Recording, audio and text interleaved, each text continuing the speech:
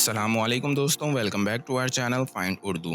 Lubricant lubricant का मतलब होता है चिकनाई पैदा करने वाला मादा। इसे अक्सर मशीनरी या इंजन्स में इस्तेमाल किया जाता है ताकि पार्ट्स आसानी से हिल सकें और घिसाई से बच सकें। मिसाल के तौर पर जब आप एक दरवाजे का कुंडा चलाते हैं तो वो आवाज़ करता है या अटकता है, तो आप उसे ठीक करने के लिए ल्यूब्रिकेंट इस्तेमाल करते हैं ताकि वो स्मूथ हो जाए। You should apply some lubricant to the door hinges to stop the noise.